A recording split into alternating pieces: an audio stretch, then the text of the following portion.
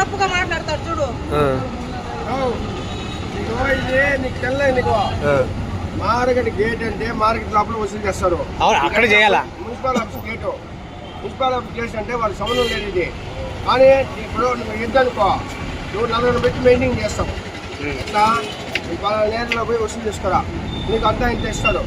Gate వాడికి ఏం చేస్తావు అంటే నువ్వు 50,000 30,000 చేతిలో పెడేస్తావు. నీకు నచ్చింది 5,000 పెట్టచ్చు, 10,000 పెట్టచ్చు, సంవత్సరం మొత్తం వసూలు చేస్తావు. వీళ్ళు ఏం చేస్తారంటే 5,000 వాళ్ళు కలిసి అనుకో 3,000 ఏం చేస్తారు, 2,000 వాళ్ళు చేతిస్తారు. అసలు మున్సిపాలిటీ వాళ్ళకి ఏం చెప్పారంటే ఇక్కడంతా వసూలు చేయకూడదని చెప్పి మొన్న కూడా వచ్చింది మేడం గారు, మున్సిపల్ కమిషన్ మేడం. అది ఏం చేయాలన్నా, నేను కూడా వ్యాపారస్తున్నా, 40 ఏళ్ళ వ్యాపారస్తులు. 4 రోజుల నుంచి కూరగాయల మార్కెట్ ఉండడం, అప్పటి నుంచి నేను వ్యాపారస్తులు. వీళ్ళు ఏమంటారు, రోజు నాకు చిన్నప్పటి నుంచి నాకు తెలుసు, మాట్లాడితే వాళ్ళు ఏదంటే వాళ్ళతో మాట్లాడుతాము. ఎవరంటే కాంట్రాక్టర్ ఏం పేరు పేరా పేరు చెప్పడు. మార్కెట్ గేట్ వాళ్ళు వసూలు చేసే వాళ్ళు మనకు తెలుసు. ఎవరండి ఇది నిమ్మకాయ వెళ్ళగానే నవీన ఉన్నారు, వాళ్ళని అడిగినా మాట్లాడే, నేను ఎందుకు ఇస్తామని అడిగినాను.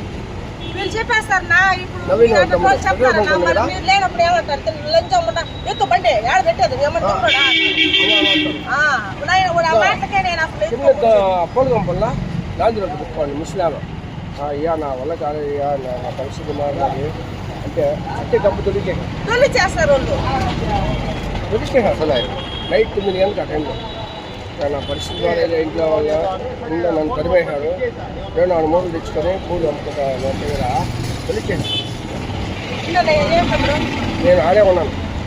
అమ్మ తప్పయా మా దగ్గర తీసుకో, వాళ్ళ దగ్గర నువ్వు తీసుకుంటావు అంతే. వాళ్ళు లేరు ఉన్నప్పుడు వెళ్ళిపో అంతే.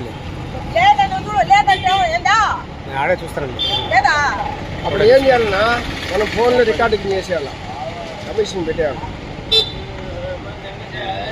కమిషన్ పాపం మేడం చెప్తూనే ఉంటుంది ఇవ్వకూడదని, అయినా వీళ్ళు వసూలు చేస్తారు. సందులో ఉన్నాడు, సందులో పోతా వాళ్ళు ఎదురు వసూలు చేస్తాను. నిద్రపోవడం వల్ల మళ్ళీ నేను కానీ వసూలు చేసుకున్నాను.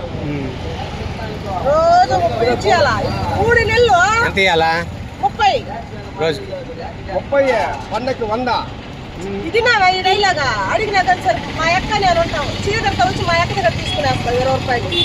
మళ్ళీ ఈ టైంలో అప్పుడు ఏం చేస్తావంటే అదేం పద్ధతి, అప్పుడు ఏం చేస్తావంటే వాళ్ళ టోకెన్ తీసుకో.